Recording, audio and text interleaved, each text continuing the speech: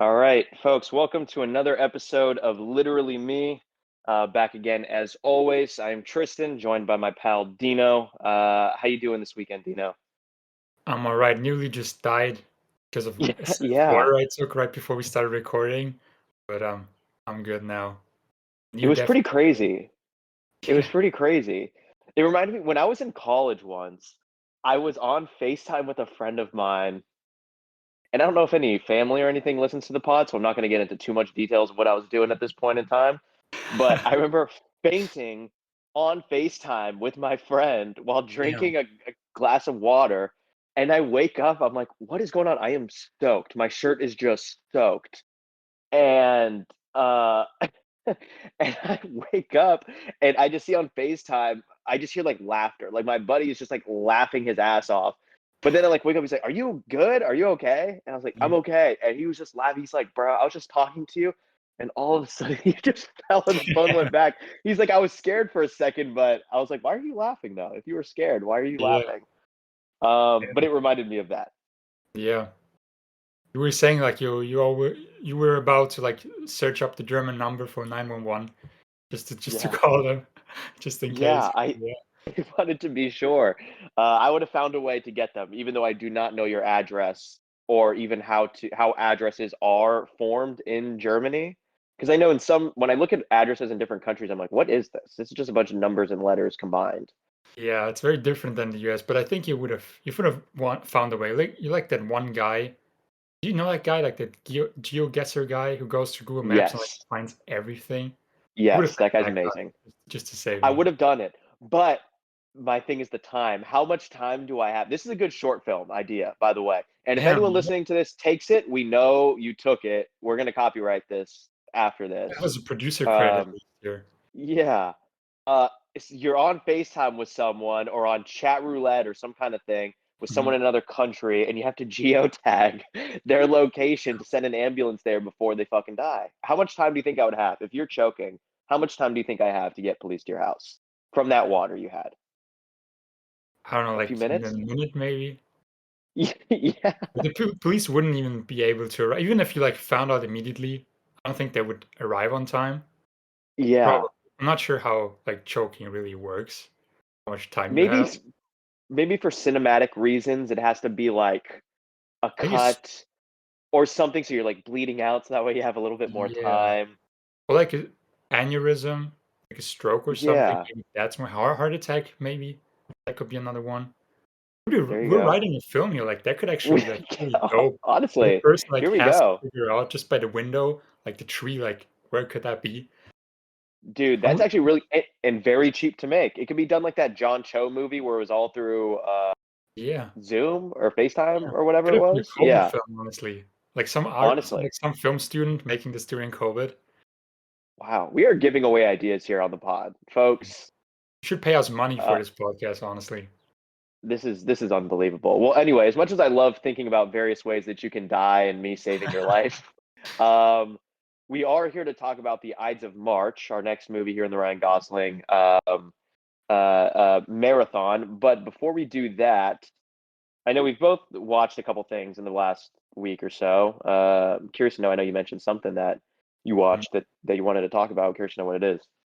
Yeah, there's something I watched a couple of days ago that we mentioned briefly on this podcast, and I know that you struggle with films like that as well.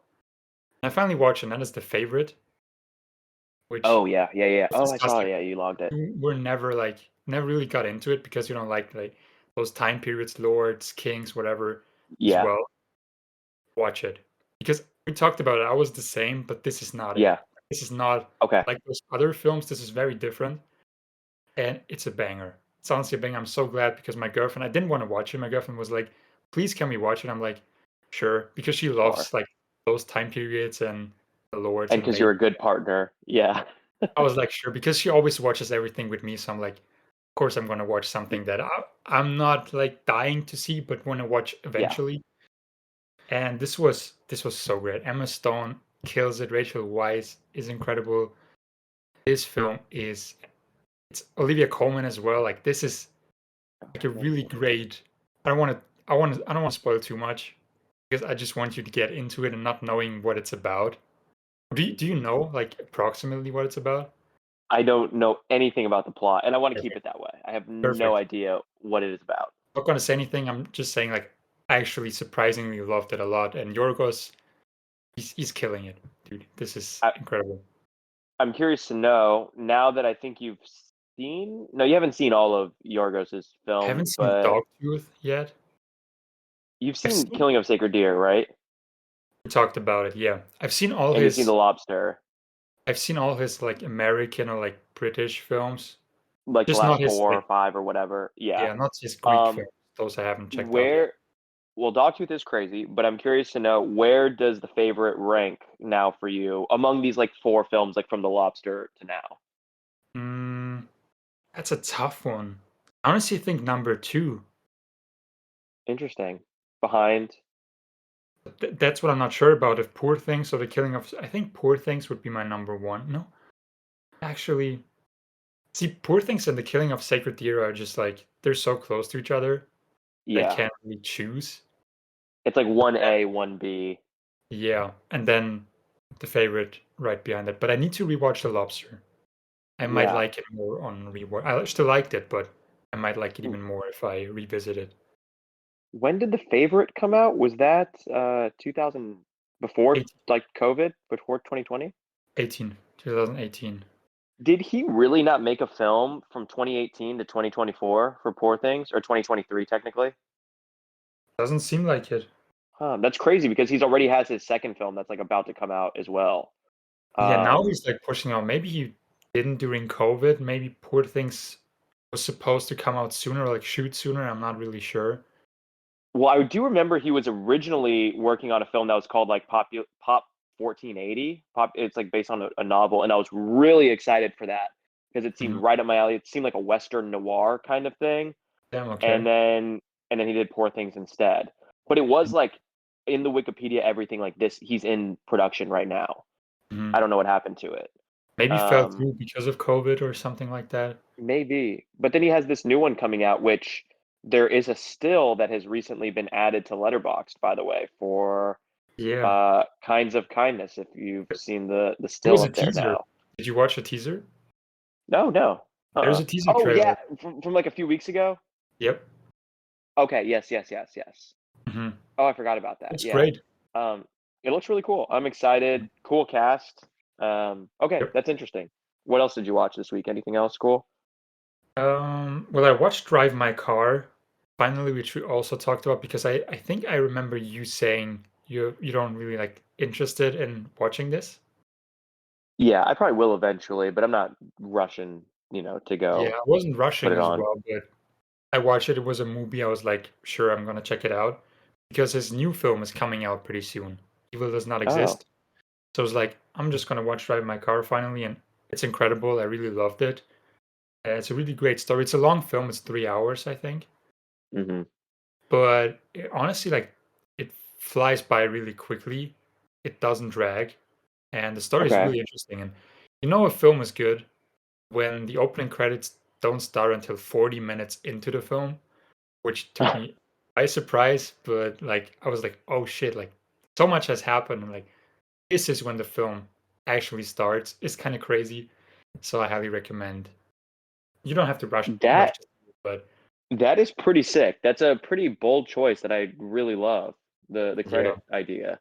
didn't expect. I Um, was like, oh damn! I looked at my TV. I was like 40 minutes. That's crazy, but it's super well made, and I really loved it. So I recommend it. cool. I'm reading up on this follow-up film he has. Mhm. Looks amazing. The poster The is Evil Does Not Exist. It looks cool. poster's incredible. This kind of like watercolored sort of one, Yeah, like the blue and looks, yellow. Yeah, it looks cool. yeah, It looks seemed like a real Dino movie, was it? Like the Drive My Car. In a way, for sure, it's not as meditative as like Okay.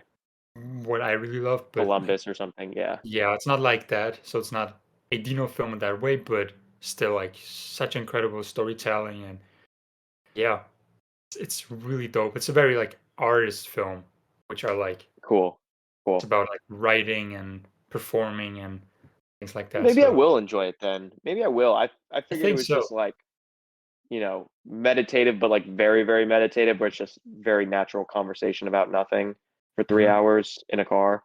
That's It's kind not of what I that. expected. If it's all like writing and that kind of thing, I may really be into it then. Oh yeah, like, a lot more happens. It's not. It's not. That's what I expected as well. Like just them driving around and talking, and that was what I was in for, and that what I was excited for. But it wasn't like that, and still like super incredible, and that's why I Cool. think you Okay. would like it for sure. But yeah, I'll check it out. I'll check it out. those were my like most important watches. How about you? You mentioned Cool. something before, so I'm Yeah. excited Well, to hear. before I get to that one, I'll build to Yeah, that one. I finished the every Planet of the Apes film. Um, well, not the TV movies, because there's all the little TV films that they did, yeah. which are you can log on Letterboxd as well. So in some way that makes it more quote unquote real to me. Mhm. Um, but I rewatched the new trilogy. We'll get into that. I know we'll do a Planet of the Apes pod, but just wanted to throw that out there. My Still goodness, incredible. Yep. yes, still holds up very well. Can't wait to I rewatch them. Yeah, I did or I didn't rewatch. I watched for the first time. I will never rewatch it again. Um, a new documentary that's out and sweeping the nation called Quiet on Set: The Dark Side of Kids TV, and it's all about Nickelodeon from like the 90s. And all I got to say is all those goddamn perverts need to be murdered on sight. Every last one of them, kill them all. They got to go. Dig them up. Get Hitler, get your boy Hitler back from the grave. Take them My out. boy. Take them with them. Your boy, your German boy. I'm kidding. No, that is not Dino's boy. Um, but just awful. I mean, it's one of those that's so upsetting. Like it actually pissed me off watching this program. Um, but it is funny, and I know this isn't like a spoiler, right? Like it's not, but the way that it's set up in the public eyes, that like, oh, Dan Schneider is like a pedophile or whatever. Um, but there's actually 100% zero evidence that he is. It's just that he employed a shit ton of perverts to work for him, and he was like abusive on set, like yelling at people, making them feel uncomfortable, whatever.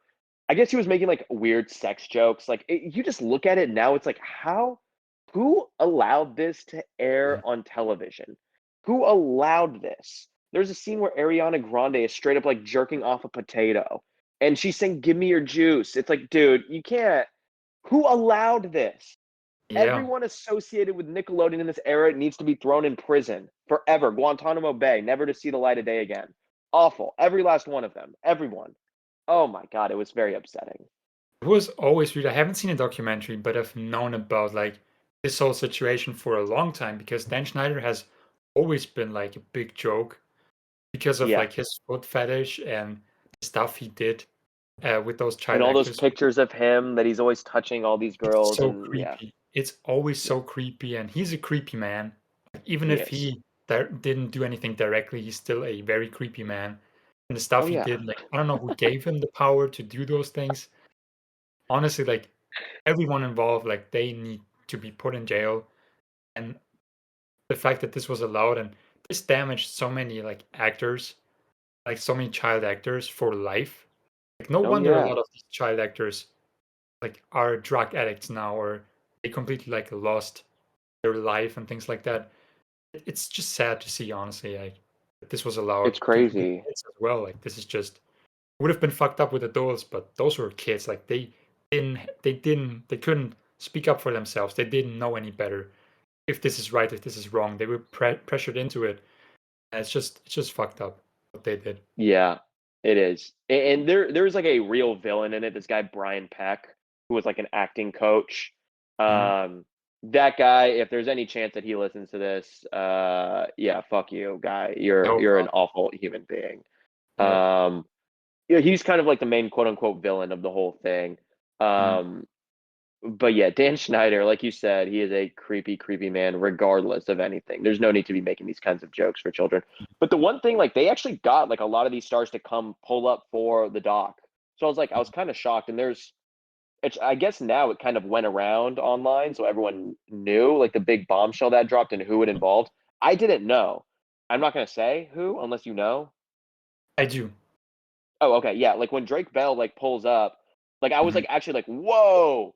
I was like, what? Like, because I had no idea that like, and then now I go on Instagram and TikTok. I'm like, oh, that's why he's been everywhere in the last week. Mhm. Um, which But might I add, great PR from his team because 2 years ago, didn't he get in trouble for diddling a kid? that's what I wanted to say. Like he even moved to Mexico to run away Yeah, from like the American law, and yeah. he became a big star over there, which is crazy. Like he started making music there. He became like a Hmm. big like TV personality over there, Yeah. and which is crazy. And I mean, they're saving his career in a way. I mean, The it's still one, fucked up what he did. So I don't know how to feel about that because sure, a lot happened to him, and maybe a lot what he did was because of trauma, but like everyone seems to be forgetting what he did. So it's kind of like the he's one not thing as I considered, will, I think. yeah, the one thing I will say about this doc, which I don't think it's even like a great thing. Like I don't even think it's like that well made. It's just upsetting to watch and be like, this happened, but I don't even know that it's that well made. But essentially all it is like a puff piece for Drake Bell to get him back in good favor with the American public. That is essentially what it is. Like the whole thing, because the whole thing is talking about him and his experience and how he was so traumatized, which is awful and fucking horrible. And I'm so sorry that he had to go through that. That's terrible. But there they like I mean within like 20 seconds gloss over the little incident that he had and how it all had to have happened because of this happening to him as a kid, and because of that he then became addicted to drugs and was an alcoholic, and that's why he texted this thing to the girl, like, which I guess that's not that that's all that it was, but it's not like anything physical happened. I think he was flirting with a girl that turned out to be like 16 or 17, and he was Mhm. like, I guess he was like in his 30s. Like he's like a grown ass man. Like it happened somewhat recently. But they very much gloss over it. And the whole thing is to really prop him up. And when I went on Instagram later or TikTok or something and I saw he was posting certain things, everyone in the comments, we love you, Drake. We love you, love you, love you, love you, love you, love you, love you. Every last one, I'm like, great PR work. They did it. They got this guy who was convicted of texting underage kids to be in great favor with the American public again, which I'm not even here for the whole cancel thing. Like, if you acknowledge what you did and you acknowledge it was wrong and you're taking steps to get ahead of that and you actually are genuinely like, oh, I'm sorry I did that. It was whatever. And you are working on yourself, but then by all means, come back to society. As long as it's not an act and I'm not, you know, unless you like murder someone or some shit or actually go through who knows? I'm not going to get into it. This isn't a Mhm. political podcast, but to me, it was just like this is just a puff piece to get him back into America again, and it's kind of obvious. And for that reason, it's just like, so this is what it's made. You're bringing up all these other kids' fucked up memories too to save Drake Bell. It's a weird thing, but shout out to Drake Bell, I guess, and fuck It, Nickelodeon. it is weird, and it gives you like a weird taste in your mouth with this whole situation because it's not as. I mean, I'm glad he exposed all those creepy dudes, and I hope all of them, if they're Same, not out already, and now I hope they're in jail, whatever. They should have been a yeah. long time ago, but I'm Which I glad will say, he the exposed them. guy, the Brian Peck guy, did go to prison for 16 months and then was let go, and he's been free ever since. This was like in the 90s or Does he 2000s. still work in the industry? I hope not. I don't think so, but it's really fucked up because then it showed James Marsden, Taran Killam, all these people all wrote letters in support of this pedophile after he raped Drake Bell. They all signed letters in support of him so that way he could get out earlier. All of these, like, they straight up throw all these people under the bus. I was kind of shocked. Well, it reminds me a lot of another director where a lot of actors and other directors and writers signed a petition for this creepy man that I'm not going to mention on this podcast because his name I don't want to mention, but it Are reminds me a you little are bit. you talking about RP, Yeah, WA? Who are you talking about? Yeah, RP, but there's also another one Okay. which I just remembered as well. Okay. There's too many. There's too There's many. There's a lot of sick people. It made me lose faith in a yeah. lot of things. It's very upsetting. I don't even recommend watching it. Again, it's a puff piece for Drake Bell that will just upset you. But I Mm, watched it anyway because I like documentaries. mm. But it is a transition to Nickelodeon. I watched something that I mentioned was Ryan Gosling related to you off the Mhm. pod. I recently it I was not I was aware of the show, but I didn't watch it because it was a little bit before my time. Um, but I recently, over the last like 2 or 3 nights, have been putting on as I go to bed the Nickelodeon show from the '90s. Are You Afraid of the Dark? Are you aware of this show, of this program? I don't think so. I've It's never heard of it.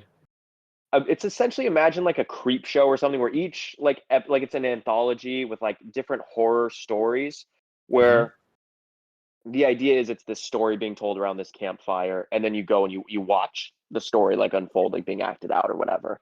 mhm. And each episode is like a cool little creepy thing, but it's meant for kids. Like it's not like actually scary or anything for the most part. Um, and as I'm watching this one episode, I look, and it is starring a very very young Ryan Gosling in 1995. No way. Yeah, and I sat there for a minute. I'm like, do I not watch this and save it for a pod if we do this? But I looked at his television. He did a lot of TV. So if we add TV, Mhm. it's going to be like a nightmare because Too it's going to much, be yeah. tons of shit. So I was like, you know what? I'm just going to do it, and it can be a nice little addition to throw in. And I do recommend you check it out. The episode was called, hold on, it was something 109.1. Let me pull that up for real quick to be What was the show sure. called again? It's called Are You Afraid of the Dark? And yeah, it was called The Tale of Station 109.1. Uh, Ryan Gosling. I'm gonna see if I can throw this here. I'm gonna throw this here in the Discord chat for you to see real quick, Dino. Um, there, I just threw in the chat. That's young Yeah. RG Damn. in the episode. Mhm. He's like one, and Gilbert Gottfried is also in the episode, which is funny. But Damn. it's fun. It's essentially the episode is about um there's like a hearse that he's like randomly like he's like a mechanic even though he's like 10 years old. He's like a fucking mechanic and he's working on a hearse and he gets his brother or his buddy or whatever to go Mhm, into the hearse, and the radio station goes all the way up to like 108.9 and it goes past the dial to 109.1, and there's some kind of station from the afterlife that is calling, and he's in tune, the brother is, and the mhm. brother goes and searches it up and finds the address. When he goes to the radio station, he finds out he's actually waiting in purgatory, so he must now contact his brother Ryan Gosling to come save him from this purgatory radio station. um Sounds awesome. it's fun. It was a lot of fun, and it was cool, Yeah. and it's fun to see him acting because he's kind of playing like a douchey sort of bro, and it's funny to see him acting as a kid too, especially after watching so much of his more modern work now, especially with the pod. It's Mhm. so funny to see him every time as a kid, uh, because you see hints, you're like, oh, he is good, but you also see like, wow, like he actually got so much better. Like in all, like he, it's fun to see the transition and the growth. For But sure. I highly recommend that if you can find it streaming somewhere over there. YouTube. Um, I just it found is it. okay. It's on Watch YouTube. that episode on YouTube. It's like 25 minutes or like half an hour. Super easy watch. I'll watch it tonight. Like, it is Okay, hell short, yeah, and I need to watch, like, Ryan it's Gosling as a awesome. kid. I need to see that. It's awesome. So It's yeah, I funny how watched you that last night. randomly just came across because you've been watching that just, like, you didn't even know he was in it, right? No, I had no idea. I think at one point I had heard because I knew he was on that, and I knew he was in like another show, kind of like I knew he was in Goosebumps. I think he was also in Goosebumps an episode.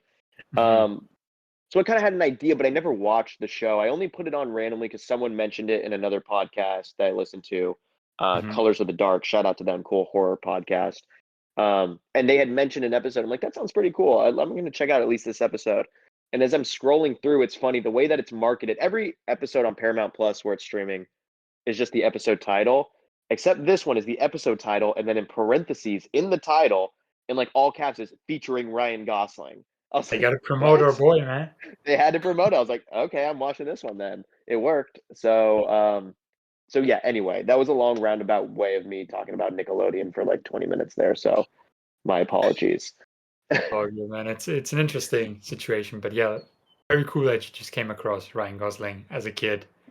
Yeah, highly recommend checking that out. Let me know after you watch it. But Will do. enough of that. I say we get into the movie of the week. What do you say? Let's get into it. It'll be an All interesting right. one.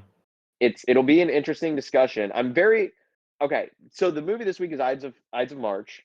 Um, it is directed by George Clooney. It came out in 2011. It was the third film that Ryan Gosling put out in 2011. The first one that we're doing in our backwards trek through his filmography. It was busy. Um, he was busy this year. He was going ham. This was really peak Gosling at this point.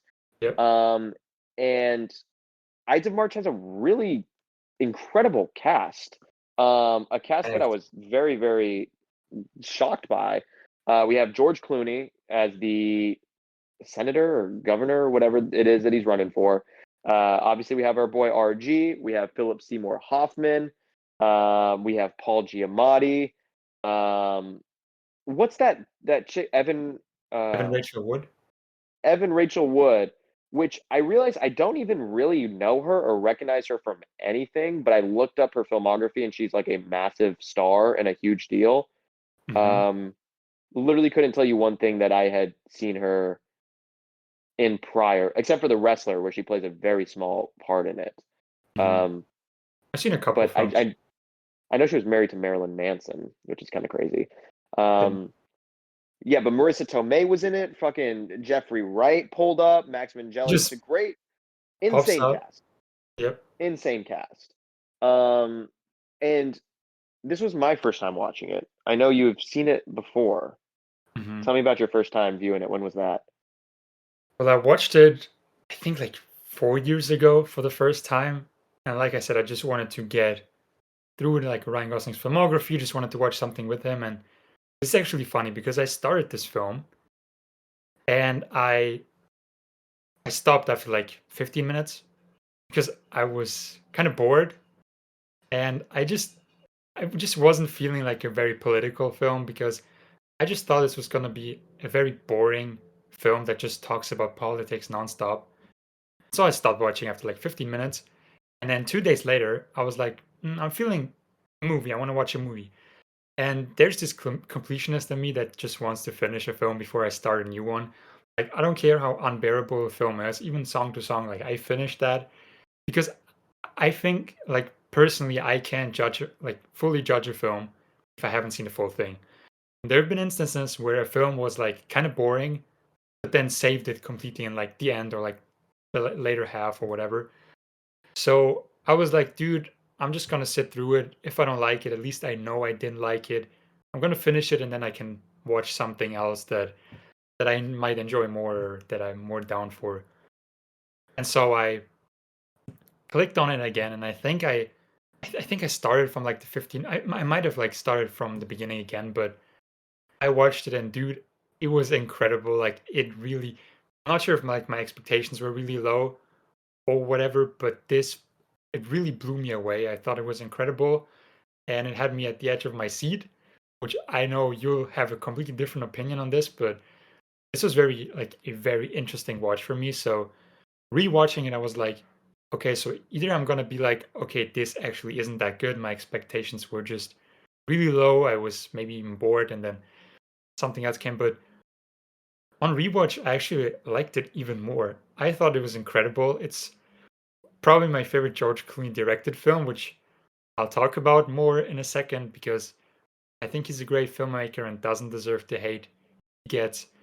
But this one, I think he knocked it out of the park with this one, and I thought it was incredible. Honestly, like this film is a certified banger in my book. But this will make an interesting one because I know you have different opinions, so I'm very curious to hear your thoughts. Good. So yeah, this was my first time watch, and I didn't really dislike it by any means. I actually enjoyed it quite a bit, the movie, and found it to be very entertaining. Um, the acting was phenomenal. It looked great. Um, and yeah, I have it on Blu-ray. I found it at a store, and I was like, "This is Gosling. I'm gonna watch it at some point." So here it is. So I was excited to watch it, and I had a good time. My only thing with it was that I found it to just not be very thrilling, and it was marketed as like a political thriller, and it's not. There is really no thrills, and it's not. There's no tension whatsoever or anything. In fact, it's the stakes are very low in the movie, and that's why it's entertaining because it's like those movies, like if you watch a horror movie, you're like, no, no, no, like don't go in that door, don't go, and you're just like, I hope they don't go in. It's like Mhm. if you're watching that movie and they're like, actually, I'm not going to go in that door, and then they just go sit on their couch for like another 90 minutes. It's like, okay, awesome, thank God, nothing bad happened. But then it's Mhm. like, well, it's just not as like I would have preferred the thrills of like, oh, you're gonna get it, you'll get through, and this didn't really have that. Like the stakes were very low, and we'll get into the actual like story of it. We can kind of go through the plot a little bit, Mhm. but all in all, I did enjoy it, and I am not a hater of Clooney's either. I think this Mhm. has been also misconstrued. I just think somebody else could have made a different movie with it, but also in hindsight, after saying that, because I know we discussed this off the pod for very briefly, it may not even have been his fault. Whoever wrote it did not there I like the movie. It had potential to be way, way better, in my opinion. Mhm. Um, with that being said, though, I feel like do you want to go through the plot? I feel like that's something we haven't done Yeah, here. Like, let's but just go through it very, very briefly. for sure. Um, with how it starts, and we can kind of talk about. So it opens up. Um, Gosling is this character, Stephen Myers, and he's the junior campaign manager for Mike Morris. I think he's the governor of Pennsylvania. I know they're in Ohio, but I think he's the governor of Pennsylvania. I think so, yeah. Um, and they're competing in the Democratic like presidential primary against this other guy. Uh, what was his name? Ted Pullman, some other candidate who's running. And the it opens up with them in Cincinnati, Ohio, at like their headquarters, and pretty much they're trying to come up with a game plan uh, to get him that spot in office. And let's talk about the team that is assembled here of people. You have Ryan Gosling as like the junior campaign manager. You have Philip Seymour Hoffman as like the main campaign manager who's like his like Ryan Gosling's like supervisor or whatever. You have George Clooney is the governor. You have Evan Rachel Wood is an intern. You have Max Minghella as like one of like the assistants to Ryan Gosling. This team of people is fucking stacked. Let's just talk about these people. These performances are incredible. I think this is so far of the Gosling movies we watched, one of the most well-rounded and well-acted all-around films that we've seen. Do you agree? It's not Absolutely. but it's up there. Absolutely. I mean, the cast is stacked, and even the opposite side, like you have Paul Giamatti, who gives an incredible performance. Jeffrey Wright, Mm-hmm. which is always funny to me because in so many films, he just pops up and he's not the main character. He's always like there in a way, and always surprised because of how many films he's just in there randomly, which I Yeah. always love seeing him. And yeah, Marissa Tomei is also great. I think the cast, you can tell like with actors who turn directors with George Clooney, you can always tell they're very focused on performance and just about like acting in general. I think that's a very strong suit of an actor turned director, and you can see it in this one. Like the performances, the actors are incredible. They all know what they're doing, and yeah, it's just so much fun to watch them interact. Yeah, the chemistry with everyone was really good. I especially really love the relationship with Paul Giamatti and Ryan Gosling, which you mentioned. And Paul Giamatti is like a part of the other candidates like team. And and him and Gosling, and that's kind of like the main thing, right? That's sort of like the impetus of this story is that he pulls Ryan Gosling and kind of wants to bring him on board to the Pullman campaign, and they have this meeting at this bar that gets leaked out somehow and causes a lot of trouble for Ryan Gosling in it. But I love that scene of them in the bar together, kind of having that conversation back and forth, and they were really good. Every time that him and Giamatti were together, I was like, I don't. Why did they not do more together? Because these two are fucking amazing when they're acting off of each other. They absolutely are, and I love which the plot is gonna continue as you say, but I love how he plays him. I think that's Yeah. a big thing about this film, which I love, is just it shows how, because I don't know a lot about American politics and how it works. So I was like, oh, please just don't like go too much into all of this because I don't understand it. And you don't have to know Mhm. anything about American politics.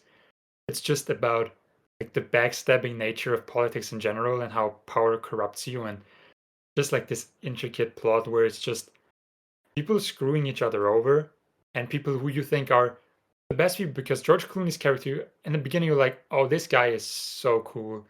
He has his heart in the right place. He says so many great things that he'll do when he becomes president. And then you find out he's like the biggest dick.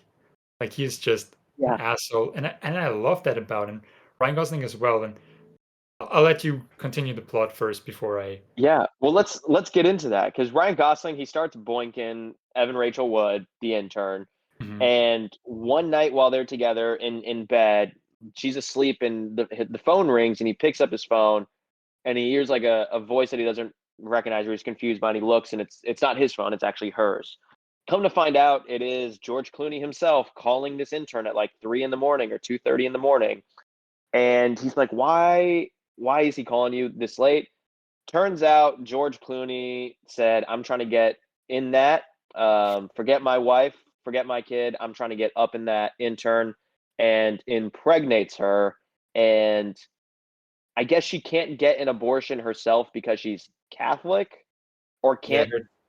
her dad is a big Catholic. She doesn't have the money for it as well. Yeah, I guess that was the big thing that she didn't have the money and couldn't Yeah, go she's to the like, I dad to can't pay for it. go to my dad to ask him for the money, so she asked like Yeah, George Clooney's character. yeah, and Ryan Gosling, Stephen Myers is his name. He ends up this kind of changes him. Like in this moment, he completely shifts because he has this like super like idyllic like look out on Morris and politics in general, and thinks he's like legitimate. Like he's very green and very innocent in this. Until this moment, it's like, oh my god, this guy is a piece of shit. And that's when he kind of goes on. That's sort of his villain origin story, I guess, in this Mhm. movie in a way. Which I do like that it kind of turned Ryan Gosling into a piece of shit, sort of as well. Yeah, that's what I like about it, because it's not your typical political thriller, because it's more of a character study and a character piece about someone Yeah. in that politic world changing. And I think I read a letterbox review that someone asked Clooney why he doesn't get into politics, because I think there was like a discussion at Yeah. some point during the Obama Forever. era or Yeah. something. I think he was like a big endorser of Obama and something like that. But um, he said like, I'm not sure if this is true. I read it on letterbox review, but I think someone said that this was his answer to that, why he doesn't get into politics, and his opinion and Mm. stance on like this whole world, because it's a lot of like screwing each other over. It's a lot about lying, and that's what I really like about this. Yet he still continues to endorse a bunch of candidates that are these people. But anyway, that's for another conversation because all politicians are like this. But Yeah. anyway, on with the plot. That is a really good point though, like, because it's kind of been in the kind of social like consciousness of like, oh, George Clooney should run, like George Clooney's going to run because he is such a politician. Like you look at him, you're like, yeah, Mhm. of course I would vote for that guy. Like why Yep. wouldn't I? That's the He charm. has the look. Yeah, Yep. he has the look. So anyway, Ryan Gosling he takes Evan Rachel Wood to this abortion clinic, does the damn thing, and this meeting that he had with Paul Giamatti gets leaked, and now his job is in jeopardy. And Philip Seymour Hoffman has like a huge hard on for loyalty, and takes this as like a massive show of disrespect and disloyalty, and essentially he's about to lose his job. Um, and this is where I started to have some issue with the movie, because the stakes are not very high either. Like Ryan Gosling, if he loses his job, like then he's just a consultant who still makes $750,000 and lives a way less stressful life in Washington D.C. So I'm like, honestly, that sounds way better. Like you probably should lose this job. Mhm. It sounds like a way better life, and you still are making a shit ton of money and will be a very powerful person. Um, and then he ends up, and maybe you wanna step in here because this is where I'm getting a little blurry and trying to remember, but Mhm. he essentially then tries to blackmail Philip Seymour Hoffman's character somehow, correct? Am I remembering that? They're in the hotel room and like he loses his job and then he goes back to Paul Giamatti and Mhm, he's like, and that's what I really like. He's like, my plan wasn't really to hire you. I just wanted to get you away from them. And if you came over before the stuff happened, before this leaked, we could have put like did damage control. You would have been on my team. Or right now, like I can't hire you, so he doesn't get you, but I don't get you either, and that's fine with me. I just wanted you to get away from him because he saw him as yeah, like a big threat. yeah, And meanwhile, Marissa Tomei's character, she's also blackmailing him, Ryan Gosling's character. yeah, and she's a She's, reporter. I don't know if we said, but she's like a reporter for the Times or something. yeah, and she tells him like to let her know what happened, and we find out that Philip Seymour Hoffman's character actually leaked the information to make Mhm, it easier to fire Ryan Gosling's character. And so he goes yeah, in on his vengeance to pretty much screw over Philip Seymour Hoffman's character. And he does that by because Evan Rachel Wood's character, she gets an after she gets an abortion, she kills herself pretty much yes, because she finds out that Ryan Gosling has been fired, and she's scared that he's gonna leak that she, like the Clooney's character, impregnated her. So she's scared. She's trying to call him. He doesn't pick up. So she's scared what he's gonna do. She leaves a couple voicemails, but it's too late. When he pulls up, she's dead. He takes her phone, and he doesn't really find anything about like that interaction between them. So George Clooney's character, he was smart about it, but he still confronts him, and he could. This is a great scene where he calls him with her phone, on giving the like phone, and he's this. looking at her He's looking like around, and he or looking doesn't. at him. Yeah, Yeah, and he doesn't. And then he sees him like on the phone calling him. And then they have this very intense conversation, in, like this restaurant, where he yeah, threatens him. He's like, "You got nothing on me." And I like their back and forth because then George Clooney's that was a character great scene. really shows his true colors, Mhm. and I Yeah, like that. that was a great scene, and essentially what he does is he goes, which I had forgotten, he goes straight to Clooney and is essentially blackmailing him and says, "Hey, there's a suicide letter that says a whole lot, or a suicide note that says a whole Mhm, lot," and is just saying all he's just yapping, and he's like, "Yo, there's a suicide note. I'm gonna expose everything. You can call my bluff. You can, whatever, try me, but I want Philip Seymour Hoffman's job. I want it." And mhm, he gets the job, and pretty much things just work out for him. Like then for the rest of the movie, things just like kind of work out for Ryan Gosling. He ends up winning the nomination because Jeffrey Wright's character had like all these delegates and whatnot. Um, so everything works out just fine for Ryan Gosling, and everything that he wanted to do, he does. And then it ends with a shot right on Gosling, which was nice, kind of a parallel to mhm. Clooney. But I have some issues here towards the end. I hate that Philip Seymour Hoffman's character is just so cool. Like Ryan Gosling fucks him over, and Philip Seymour Hoffman's like, okay, sure. And then they literally shake hands at this fucking funeral. It's like what? Like what? To me, I'm just like, this is like I mentioned earlier, a stakeless kind of movie, which is not bad. It's what you want every time. You're like, no, no, no, don't get into an argument, don't blackmail. And then it's like, oh, he's like, no, it's totally fine that you fucked me over and took my job. That's actually, I thought it was a great thing that that happened, and shakes the man's hand. It's just like, okay. And then very conveniently, this woman kills herself, which felt very out of pocket, I thought, in the movie. I thought it was very out of pocket for that to kind of take place. Um, Not in like a overly sensitive way, like, oh, it should, but it was just like, where, why? Like, what? Like, I get it, but Yeah. huh? They Like, could have talked more about that because it was very sudden. it And was very sudden and out of the blue. that's what I liked about because I didn't expect it the first time I watched it, but I definitely get what you mean. Like they could have hinted at it, they could have done more with it, so it would have made more sense.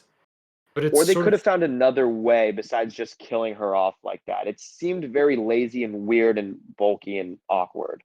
just very convenient for his character in a way. Like it just works out perfectly. But what you mentioned, I don't think Philip Seymour Hoffman's character shakes his hand.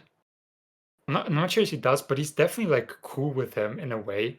But, like, But he kinda metaphorically is shaking his hand, yeah, he's sort of like like, "Oh, yeah, we're cool."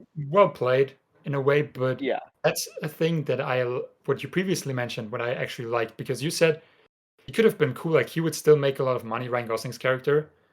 yeah. And I think Philip Seymour Hoffman's character actually like does it in the end. He's like, I get a ton of money. Good point. I'm in this Good office. My point. job is no one's trying to screw me over. It's much less stressful. And so he's kind of thankful to be out of like that politician. I thought it was like a cool metaphor for just Okay, him that's being, actually a good point. yeah, being glad to be away from politics and from like all the everyone trying to win and stabbing each other in the back, which is the Ides of March. I think that's actually like related to Brutus backstabbing Julius Caesar. That's where like the title comes in, so it makes sense with the story. Oh, interesting. Yeah, Yeah, I no, think that. that's actually okay, Mhm, that's a really good point. Yeah, I didn't think about that. That puts it in, like, a different light for me. But still, at the same time, also, it's like, well, everyone, no matter what, if anything bad happens to you, like, you're still in a very good spot.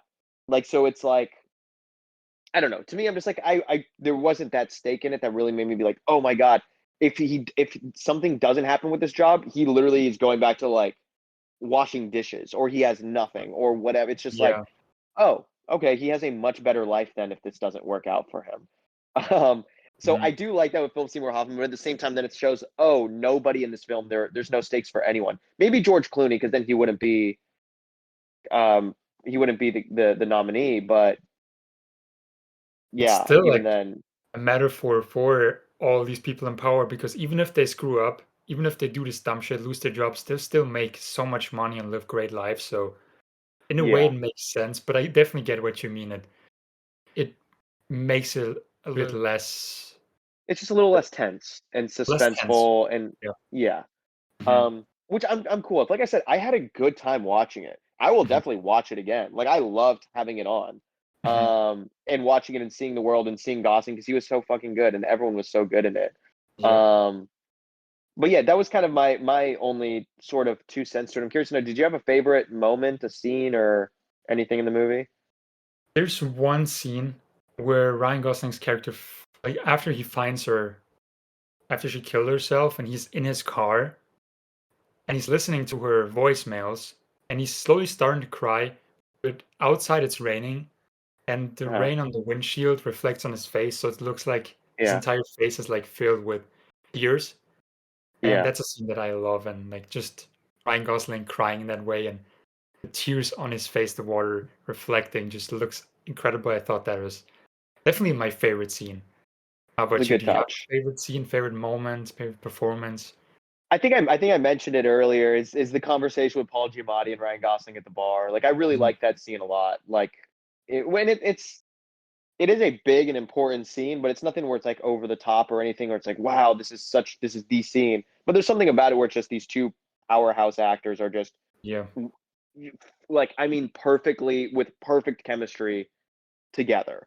Mhm. And him and Philip Seymour Hoffman were great together, and him and Clooney were great together. But like him and Giamatti was like absolute like natural chemistry. Like Yeah. there was nothing about it that felt acted whatsoever. It was just a great scene to watch, Mhm. um, and I loved that. And yeah, any other kind of last final thoughts on Ides of March before we see our literally me scores and talk about some somewhat similar movies, perhaps. Yeah, well, a couple of things I wrote down, and something that I always found funny every time George Clooney and Ryan Gosling shared a scene, I thought about how Ryan Gosling is going to play his dad in an upcoming film, and that is the Ocean's 11 or like Ocean's prequel film that Ryan Gosling is doing with Margot Robbie, where they're playing like his character's parents. You haven't heard about this? No, They're doing an Ocean's prequel, and Ryan Gosling and Margot Robbie are playing husband and wife, and they're I don't remember what George Clooney's name and that was. Like, is it Danny Ocean or is that his sister? no, I think that was um I think that was him. Hold on, I'm sorry. I'm just reading this. Mhm. He's playing his father pretty much. I always thought that was funny. Every time they share the screen, I'm like, oh, that's gonna happen soon. Interesting. Well, we will talk about that at some point. Yeah. Hmm. Okay. You don't sound excited. I'm always excited to see Ryan Gosling, and he'll be great with Margot Robbie. You know what kind of movies I'm looking for from my boy, though, Yeah. and it seemed to be the exact opposite of what he's doing right now. But go get that bag. That's my guy. Go get that bag, please. Go secure that bag. Um, Yeah. And I'll still another watch it, thing, obviously. you mentioned the writer of this film. I actually Yeah. thought the writing was incredible, and I want to shout out him. His name is Bo Willimon, and he's Uh-huh. actually going to be writing the next Star Wars film, which I found out like Interesting. next James Mangold's Star Wars film, which will be Yeah. this biblical epic about like the first Jedi, so pretty much like Star Wars Jesus and how the Force and Interesting. the first lightsaber came to be. I thought it was interesting because I looked what else he did and I saw, oh, he's writing the next Star Wars film, which is pretty cool. Yeah. There's And also this guy Grant Heslov who helped write it. He was also one of the producers, and this mhm, guy is the producer of Argo, and he's co-written, I think, all George Clooney's movies. a couple of Every his, George Clooney, yeah, or a lot of them, I should say. yep, a lot of them. Yeah, he's like his Huh. go-to writer every time he's attached to a project because Bo Willimon, he was the original writer of this, and then I'm sure there was a lot of rewrites once Clooney stepped in. Yeah. Huh. Very cool. Hmm. Um, Yeah, I didn't think it was bad. Again, just complete lack of any kind of stakes or tension for me when it was marketed as a thriller. That's why I went into it, and it says on the Blu-ray, like I pull it up, a great American political thriller. Like Yeah. I mean, no, it's not that at all. So it was just my expectations. So Mhm. it's like, don't market it as that if it's not that. That's You know true. what I mean? That's Like you true. wouldn't market fucking Planet of the Apes as like a horror film if you go and thinking it's horror and be like, well, where's you know what I mean? Mhm. So that was my only thing. Like, what? Don't market it Yeah. like that. And maybe that's on the studio. Somebody fucked up and did something that made me feel weird about it. Mm. Someone. I The don't know if it's the marketing, writer. I don't know if it's I guess. Clooney, the Yeah. studio, whatever, marketing. Mhm. Maybe some intern who was getting boinked by the president of Warner Brothers, whoever put this movie out. Which I Um, also found very funny when once he finds out, he's like, "You can bankrupt the country, you can start wars, but you can't fuck the intern." Fuck the intern. Yeah, that was a great That was line. a great line. And I also loved That was a how great line. the film starts with not in the beginning, but like there's a scene in the beginning where she walks while he's having his speech, like with the coffee, to bring them Uh-huh. the coffee. And then later you have a new intern who looks a lot like her with like a necklace as well, like brown hair, just bringing the coffee as well. This new Yeah, intern. So I like that. Like it's that gonna little keep parallel. yeah, yeah. You I know I love love that my too. parallels on films. So Yeah, yeah, amen. Well, I'm curious to know on a scale of 1 to 10, donkeys, I guess, because Democratic National. No, that's the thing here. Elephants and donkeys. yeah, that's Um, how much is this character literally you, I think I'm actually or are gonna you literally him? yeah, I'm gonna go high because I like that he gets screwed over and like then this turns into revenge. Like he wants revenge and he Yeah. won't accept that he was screwed over. So I can relate to that because I can also be like petty like that for Oh, me sure. too. Oh, Yeah. yeah. If someone screws me over, I'm like, yeah, I'm gonna get you. Hmm. So that's what I liked about him. So I might give him a. I also like that he's very passionate about this, and he's damage controlling everything. He's trying to like make sure everything goes right because he actually believes in it in the Hmm. beginning. And so I think I'll give him a 7. Honestly, I think this is very high. Yeah, 7 out of 10 donkeys for me. What about you? I think I'm going the exact same. I think I'm dropping a 7 as well. Again, Hmm. I'm petty as all hell. And there is a certain like loss of innocence that he has that I can kind of like relate to in a way where he really does come into this very innocent and very green and is very naive. And it just takes that one thing to be like, oh, okay, no, life is not really Yeah. like that. And that I can always very much identify with in in movies that I see, and I've definitely written a fair share of people like that myself as well. So I very much can relate. So yeah, I think I got to give a 7. Mhm. Maybe even a 7.5 or 8. Yeah. Yeah, I really absolutely. like this character a lot. Like this character is fucking amazing. Super underrated. Honestly, it's one Yeah. of Ryan Gosling's best characters in my opinion. Best acted and best written, honestly. Yeah, I think it's a great character. Again, same thing. I'm like, I just wish. I think there's like potential for it to be just a little. There to be something else there, but it's a Yeah. good, solid movie. I did Mhm. not dislike it. Gave it 3 stars on Letterboxd. That's how you know. If I don't rate it, if there's no stars, didn't like it. There's Yeah. stars, I like it. So I did like it. Yeah. Um, so shall we move on to our literally me picks for the week? Oh, yes. Listeners, you guys know if you're a first time listener, we each pick 4 movies that we think this Ryan Gosling character would be. Whoa, he's literally me. So Dino, do you want to kick it off with the first movie? I'm gonna kick it off, and with this one, I actually struggled a little bit because I went about like I want to do different political films, and then I noticed I have not seen enough political films. So like, what else can I do? And then I thought I like Clooney. I've always liked Clooney, and it's actually very funny because back when I was a kid, we would drive to like our home country of Bosnia and like Croatia as well, where we have a lot of family, like twice every year, at least once every year. And every time we would drive through Italy and by Lake Como, and George Clooney actually has a house there, like he is a resident there. And I Oh, remember little me in the car while we were driving there one day, and I don't know what age I was, but I was at that age where you ask your parents so many different questions because you just want to know everything. And I remember we're driving and I'm in the back seat and my dad mentions to my mom like, "Oh, George Clooney has a house here, like he lives here." And my mind like, "American movie star George Clooney lives here where I'm driving right now?" Like my head just I couldn't yeah, comprehend that like a little European boy. And I asked my dad like, "Where's his house?" And my dad has like, "I have no clue, probably over there." And yeah, every time, like every year, twice a year, would drive by, and I was like, "Is this George Clooney's house? Is that his house? Is that his house?" I would just annoy him, ask him if this is his house, this is his house. And one day, I think he just had enough of me. He's like, "Yeah, this is his house." Probably wasn't, but yeah. still, like I had this connection because every time we drove there, it was like, "Oh, it'd be so cool if like we just stopped and George Clooney shows up and like, oh, you're a cool kid. I'm gonna invite you for dinner or whatever." So it was Sure, always yeah. I always just liked George Clooney in general. He's a very charming man. Of And course. so for this one, I actually went with a George Clooney theme.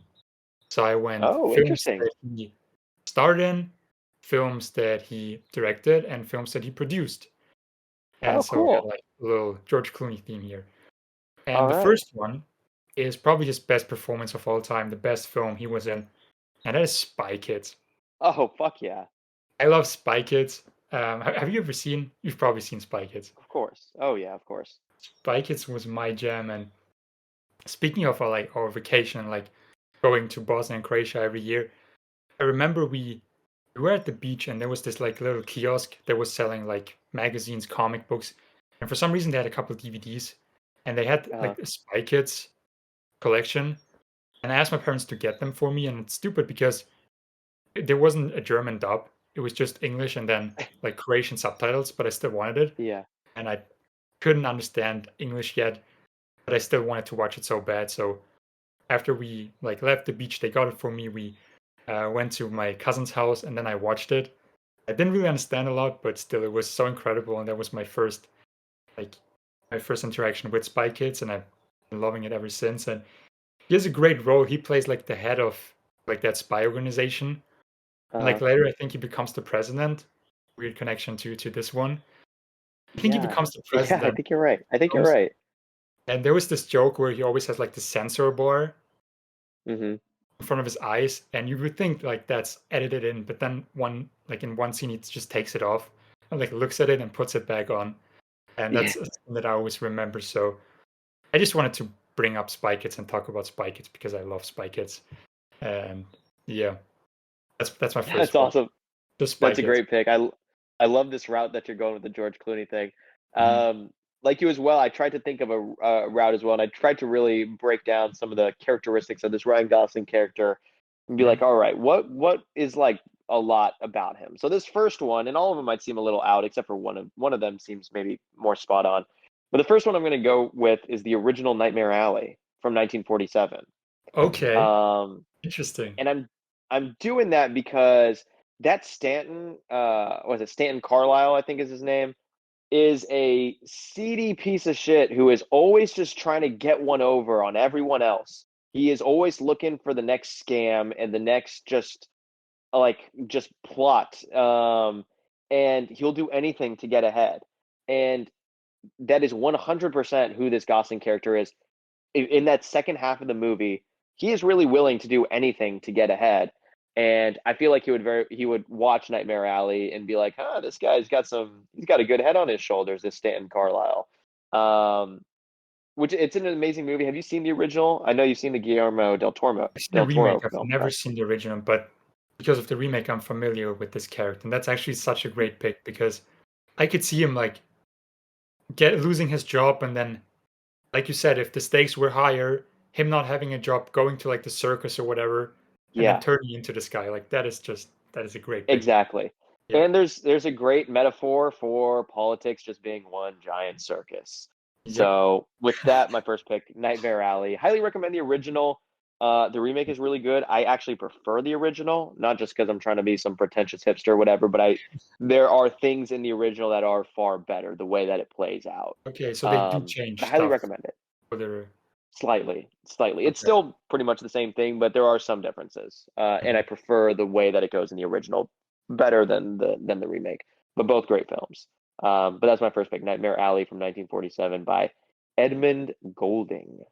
Great Great name. pick. Great pick. Even though I haven't Yeah. seen this one, I've seen the remake, and that's a great pick.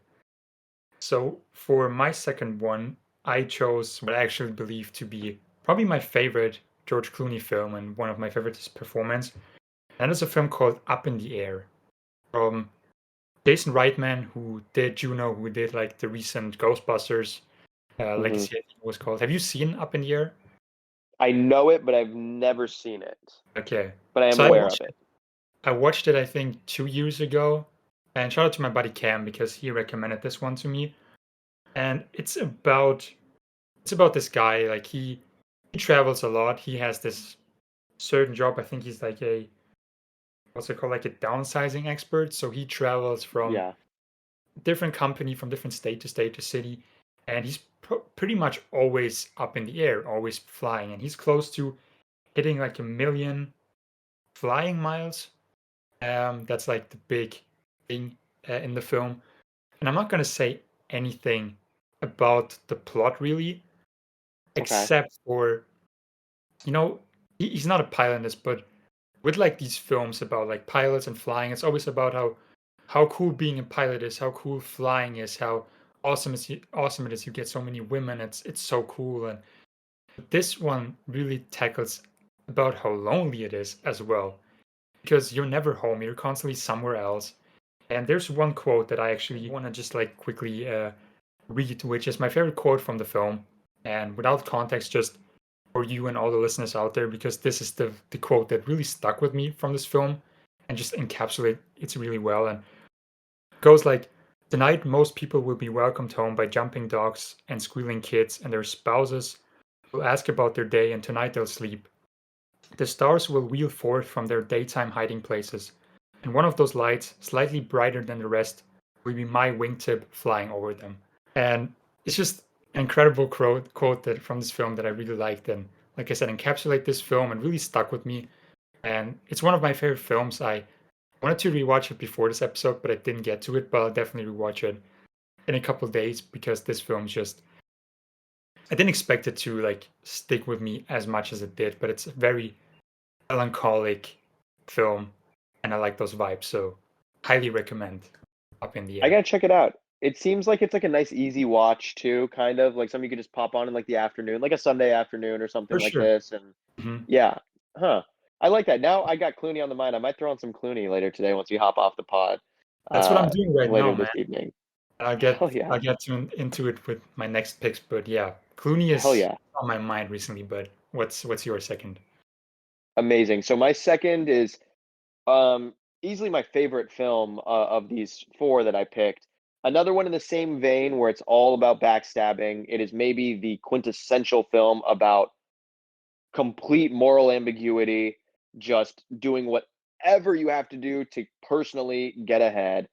It's a movie I just watched for the first time this year, and I watched it 3 days in a row, back to back to back, after watching it for the first time.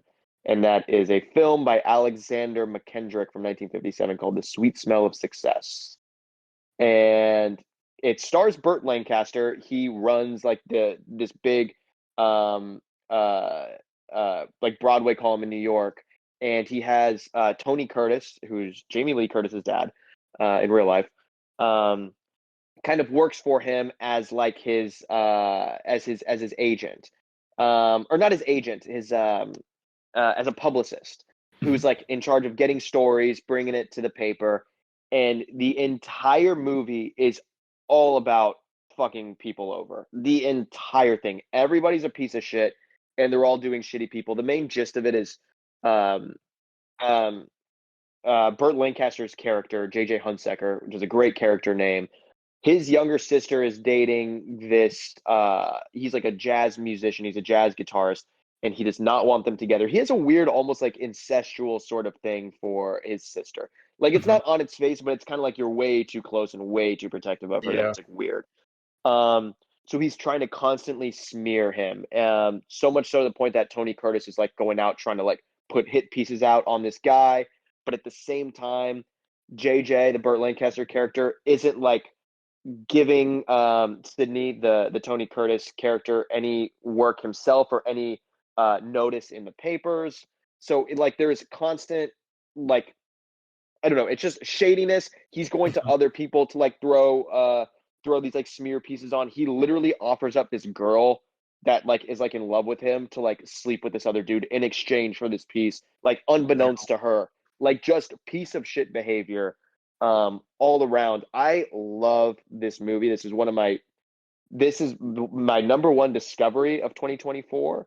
Mhm. Um I was well aware of this film, and I actually started it once last year, and I made about 15, 20 minutes, and something came up where I wasn't focusing, like I was working as well. I was like, I got to save this for another time, and I put it away. Mhm. Um, this is just a phenomenal, phenomenal film. So far up my alley. Sounds like Like it. it is so much my kind of movie. And it's similar to Nightmare Alley in terms of the ethos of it, that it is someone fucking each other out, like fucking people over for their own gain. But this is like the ultimate like display of that.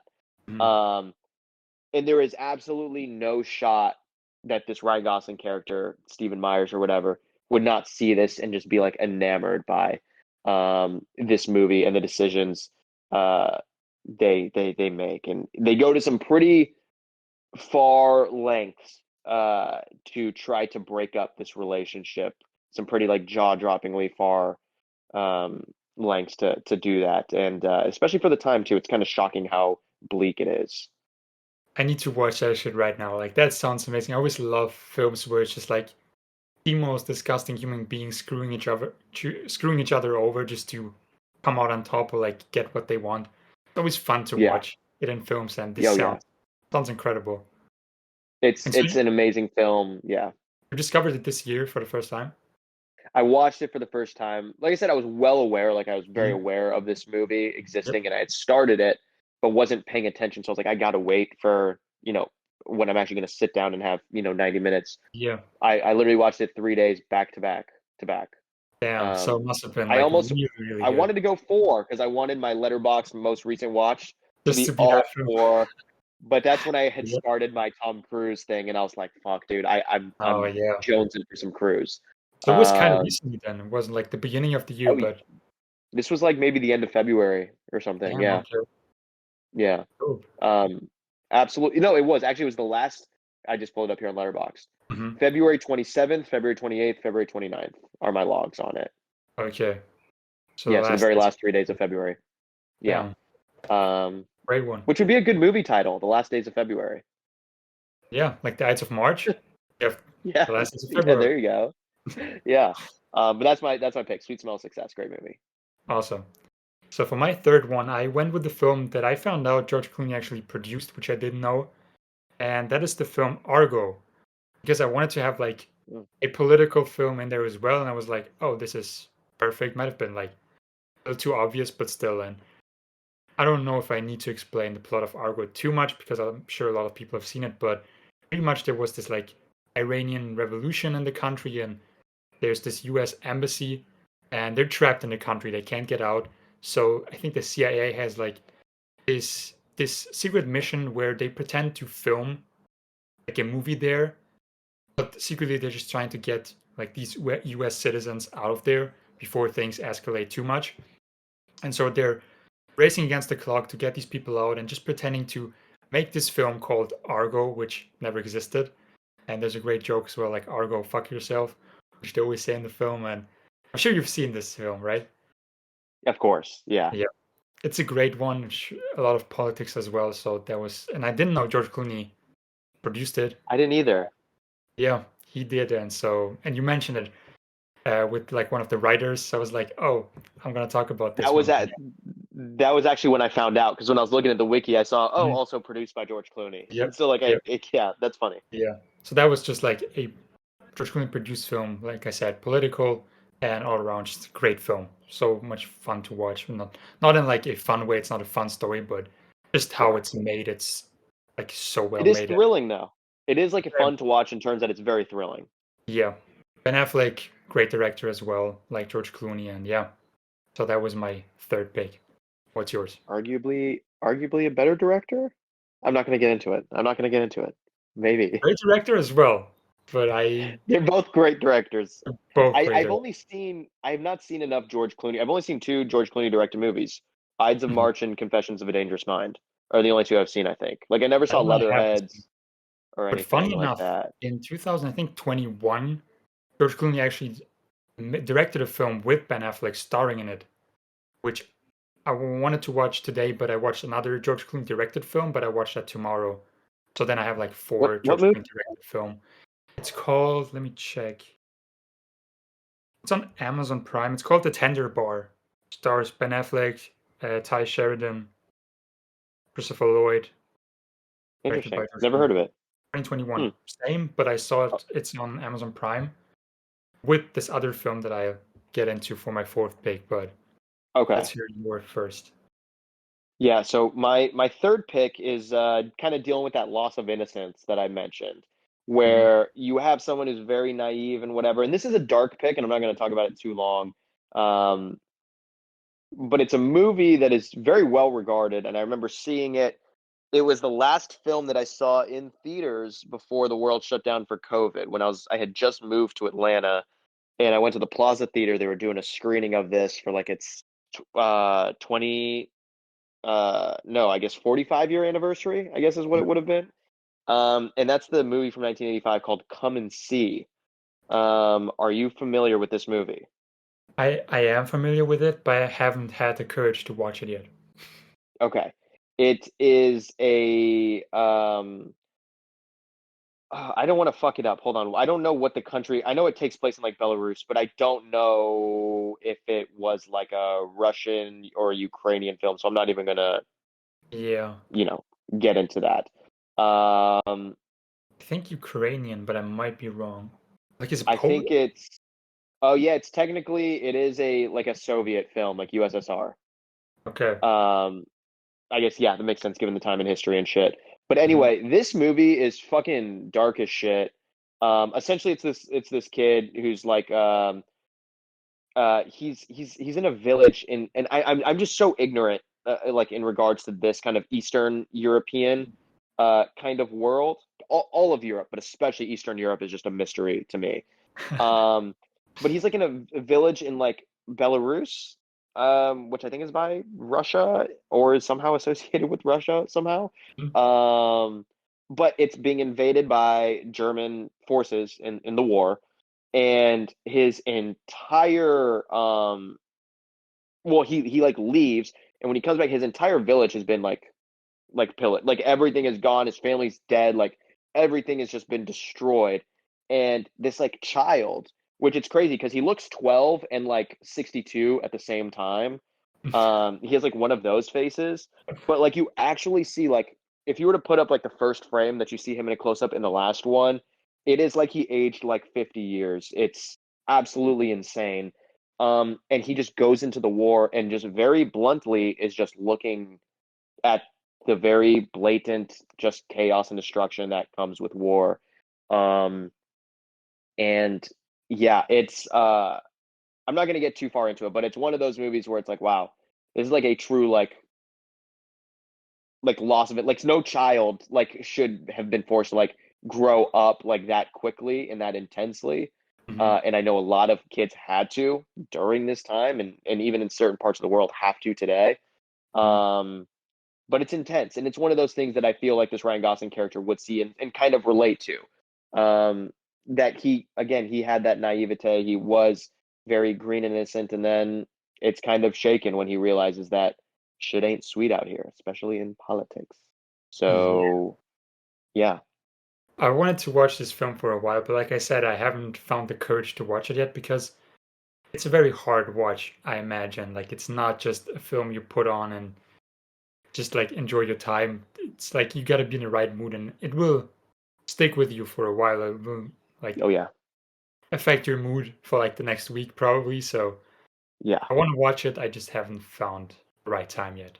But I gotta yeah. because it's a very It's got to important be the film. right time and place, and it. I feel like it has some revivals from time to time. So if it's ever playing in a theater near you and it's coming around, that's probably the best time to go see it, Okay, for sure. if I have to possible. watch it. I heard so many things about it, and Yeah, like I see the poster in front of me, like with the kid and his stare like directly into yeah, you, and you just see yep, like all the shit he went through.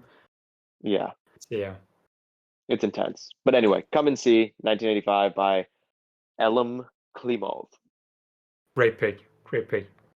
Okay, so my fourth one, I actually just finished that one. I think 2 hours ago, because Okay, I'm currently going. I've seen a lot of Clooney directed films. So I've seen Midnight Sky, which a lot of people okay. hated. I liked. I've seen Suburbicon, which again a lot of people hated. I liked. I've seen The Monuments Men yesterday, which a lot of people hate. Again, I liked it. It's not like the best film, but it's a great film just to watch like on a Sunday during the day. Sure. Um, but his next film was his most recent film, and it's called The Boys in the Boat. It came out Mm. in 2023, starring Joel Edgerton, Callum Turner, a bunch of other people. And are you familiar with this? Have you heard about this film? I have heard about it, but I don't really know anything about it. Clooney is not in it, is he? He doesn't act in it, does he? Yeah, he usually puts himself into his directed film. With this one, he's not in it at all. He's just Cool. directing. And Joel Edgerton character plays like this coach for this Washington college team, University of Washington, and they're Hmm. like what's called like rowing, a rowing team. They're rowing the boat, Yeah, yeah, yeah. and it's a very great film. It's very heartwarming. It's the perfect film to watch, like you mentioned, on a Sunday during the day. It's very heartwarming and will make you feel good. It's just like a nice, relaxing watch, and Yeah, it has like a lot from those like college films that we like. For example, like Dead Poet Society and sure. what's it called? The holdovers, not the leftovers, the holdovers.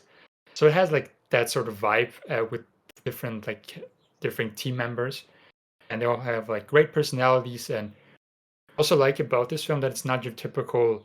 You don't have those typical people who like those bullies because you have one character who starts bullying one member of the team, but it results in a different way than you would think.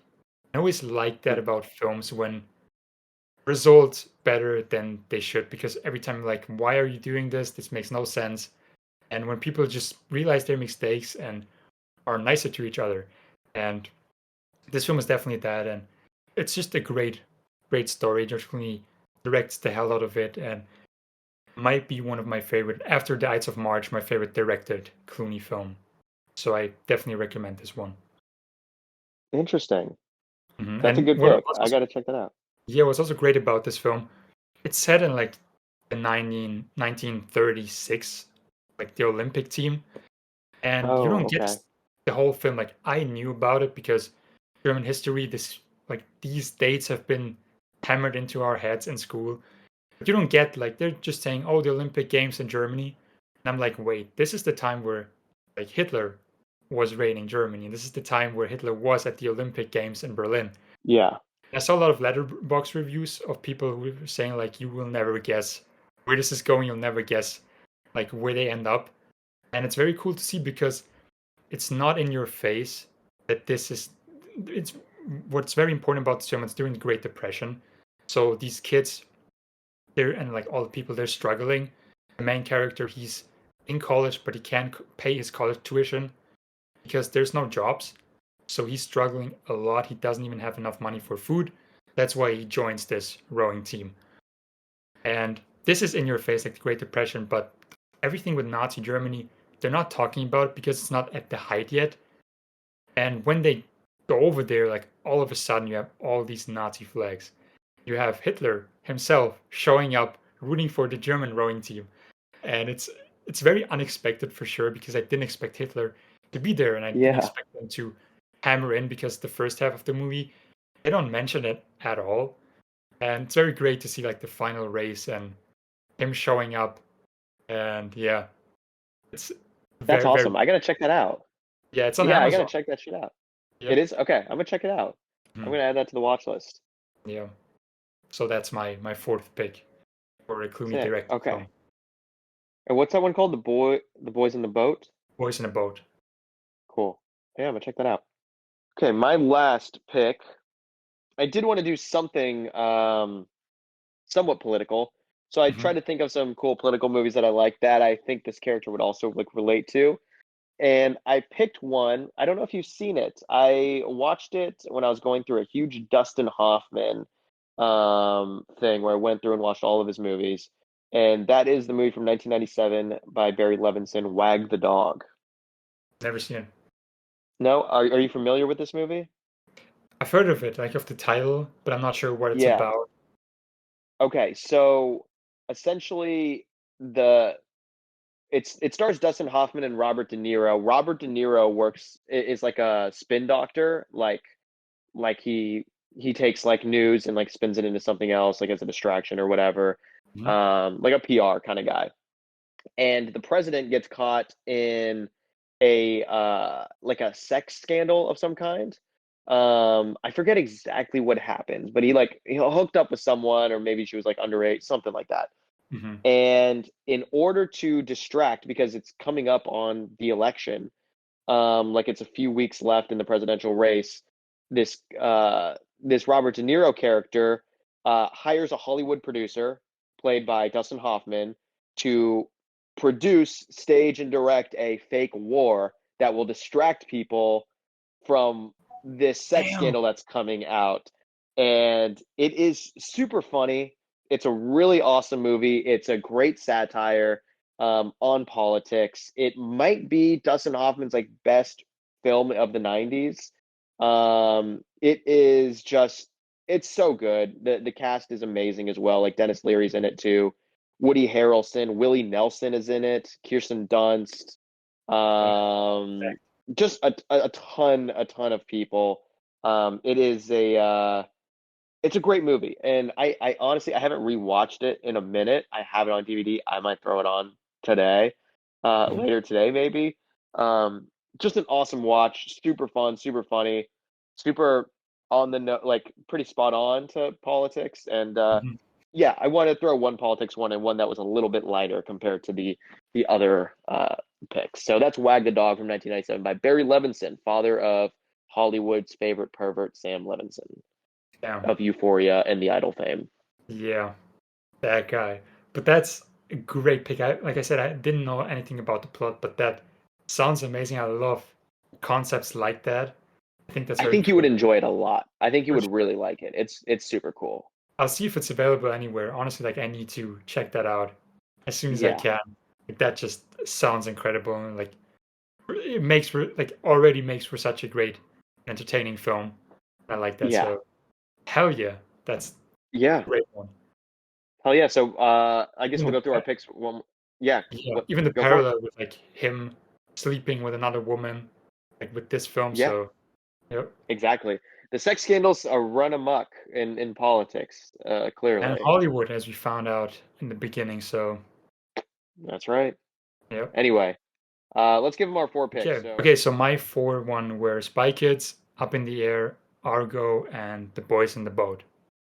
cool. And mine were Nightmare Alley, the 1947 one, Sweet Smell of Success, Come and See, and Wag the Dog.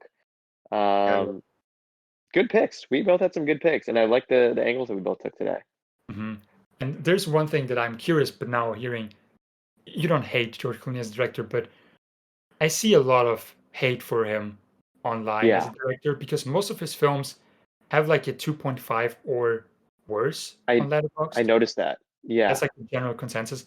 And honestly, it's I just want to understand why, what it is about his directing that people don't vibe with because I think he's a great director. I've loved every film that I've not loved, but I've enjoyed every film that I've seen of his so far. And I just want to know what the general like criticism of like his directing style is because I have one small thing about him. That's one that he doesn't hold on to scenes long enough sometimes.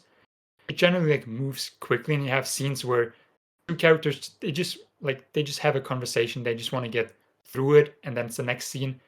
And it sometimes feels like this is just like you have to get through the scene, and you don't let us live with these characters in that moment in that scene enough sometimes. And that's what I noticed with a couple of his films. Like just let the scene breathe a little bit more. That's like what I like more. But still, like I don't understand what the general criticism is. And I wanted to ask you actually, like, is there something that you noticed that you might think why his directing style isn't received as well? Is it his films that he chooses? Is it the writing which he isn't usually super involved in? What do you yeah. I think think, the reason is? and I don't know. Like, I don't know what the people are saying, and I've only seen these two films. I mean, maybe I've seen more. Like, let me check, but I think I've only seen these two films that he's actually directed. Mhm. Um, but to me, the vibe that I get, at least from what I've seen, is it almost feels like he doesn't pick bad movies or bad scripts or whatever, but it just feels like a what I would call like a work for hire director where it's like anyone could have directed this. There's no like specific like style that you look at like this is a Clooney film. Like this is what you know what I mean? Or it's like, oh Yeah. wow, the style is so present and it's so bold. It's he's serviceable. He did his job. He did it well. He's just like a studio director. Like in the old day, Mhm. you're just a studio director who's hired by the studio. You're on contract. You make movies for them. It's yada yada yada. You're not kind of um, it, injecting your like own personal style into it or anything. Maybe that's why. I don't know. That's kind of just like what I sort of Mhm. gather. But I've only seen two of his movies that he Yeah, see, directed. more that's why I'm just like curious what it is because sure, you're definitely right. He doesn't have like his own distinct style. There's definitely like things about his films that I've noticed now that I'm watching more and I've seen a lot that I noticed. But still, you're definitely right. But then again, if it's very serviceable, I still think the rating would have just been higher. It would have been like mediocre, like a 3 point something. It's usually lower, so I'm like, why? And But I think that's why because I think you're gonna find people who are gonna be like, this is fine. It's a 3-star movie. Kind of Mhm. like how I thought. Like I'm like, it's a good movie, 3-star movie, serviceably made. But then you'll have people who are going to be completely disgusted by something that is so Yeah. devoid of like a personality or identity that they're going to rate it very low. So it's going to bring that average down, and not many people are going to be like, "This is a 5-star movie" because it doesn't have that identity and that like idiosyncrasy. Whereas something that has that style, it might go up a little higher because you may have a ton of people that rank it really low because like the style is not for me. But you'll have people that will at least admire and respect that or Rate really higher. identify with that and rate it Yeah. really high. So the average will just go up. So that's what I think. There's just not enough of those higher votes. So Mhm. it's probably a lot of 3 stars, which is like solid. Like if you get three, like that's solid. A lot Yep. of 3 stars and then a couple people who are two, whatever. So that way it goes to 2.7 or Down, whatever. yeah. That actually makes a lot of sense. So I think that's why. Yeah. But like I said, I like him as a director, and the same thing happened with Gosling. Like he directed one film, and I think he got discouraged, or it wasn't like received that well. I just wish he would go the Clooney route and direct more, not. But then again, like he wrote it himself, so And there is style, and there's an identity in Lost River. that's true. Yeah. There's a true identity. It may just be an amalgamation of Mhm. Refn and Terrence Malick and these other people that he had worked with or was going to work with, Mhm. but there is an identity there, and there is a Yeah, true style to it, and it showed. It didn't allow him to make another movie. The style was there and the identity's there, but it was too much. you're out So there. you got to Yeah, pick and choose. And I would prefer Gosling directing only one movie that is 100% truly his than him to direct 10 sure, where there's no identity and anyone could have done it. for sure. Personally, I'm just like I just wish he would do at least one other me film too. because I love Lost River so much. And But he's doing that in the acting sense, which is my whole thing. Is he's now doing that in the acting sense. He's doing roles that anyone could play, and he's mhm, not playing these characters that only he could play. That's yeah, that's the only thing that I want different here. mhm. And Clooney isn't So he's not acting in as much as he used to because I remember that Clooney was very big, and nowadays, everywhere. yeah, I feel like it's just 40-plus-year-old moms who still love him and me. I'm in that Yeah, group I as love well. Clooney. Dude, you as well, but like generally he's not as big as he used to be, like what I remember at least. And it might have Yeah, just been because of my parents because they love Clooney, so maybe it was in my own bubble, like hearing always about Clooney and thinking. But I feel like he was a lot more popular, and it's kind of sad. yeah. I feel and it's probably by his own choosing. Like I feel like if he wanted to still be, he still acts a lot, and he is directing like consistently. So He it's like is, maybe he's just like I just prefer this, like the grind of acting. He's like I don't want to do that. I prefer directing. Maybe it's more mm, fulfilling to him. Who knows? He's doing just fine. He's got all the fucking tequila or whatever that he's selling, Casamigos. Like he's doing yeah, just fine. He's in the public, stratosphere, whatever. yeah. He's very popular still for sure. His beautiful house in Italy, just chilling. That's I true. choose his That's life as true. well. Just direct films here and there, films that he vibes with, that he finds interesting. And a lot of Move to time, Italy. yeah, not with Ides of March and Suburbicon are definitely like made up stories, but I feel like he tends to do a lot of real stuff and historical stuff. Like Especially Leatherheads, which I really want to see actually. which one? Leatherheads, I think it's called. Oh yeah, the It's football about the film. history of football. Yeah. I wanted to watch that as well, but that's not available over here because I want to watch it. But I'll Okay. watch it because we get two Gosling football films, which I'm super excited about, and we'll Hmm. get great football picks. And I'll just do like a whole marathon of different Well, hold football on. I'm films. trying to think of what the second Gosling football movie is. Remember the Titans? Remember And the Titans, and it's I only saw it in the list. I didn't know it was a football film either. One second. It's called. Where is it? Um, trying to find it. The Slaughter Rule. oh, the It's called. Slaughter Rule. Mhm. Interesting. It's also Coming about of age football. sport. Huh.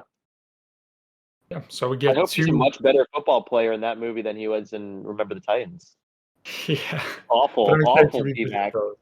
Awful D back if Remember the Titans. Yeah. Cowardly D back. Yeah. Jesus.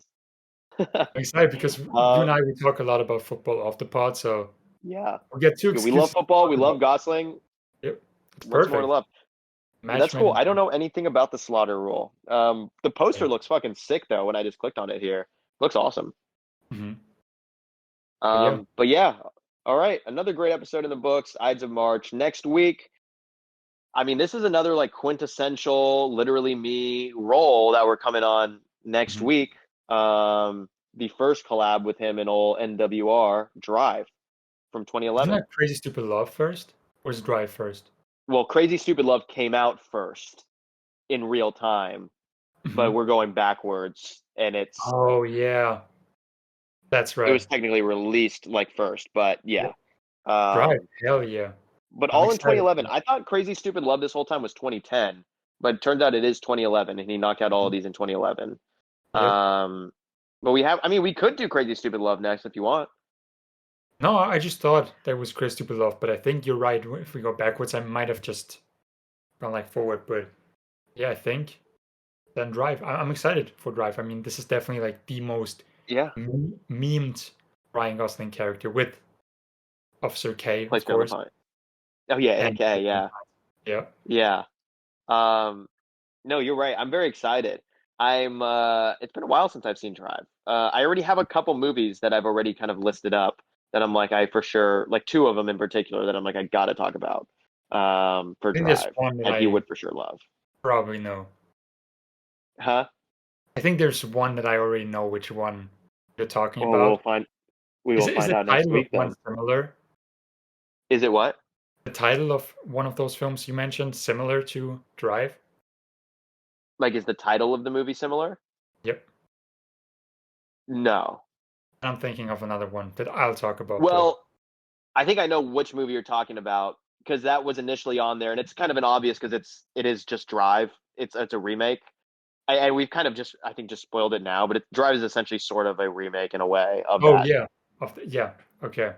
I thought Should we just you say it? said, like, I feel like remake. anyone listening probably already knows. Are you referring to the driver? Yeah. Yeah. I had that initially as well. It's kind of. Have you seen the driver?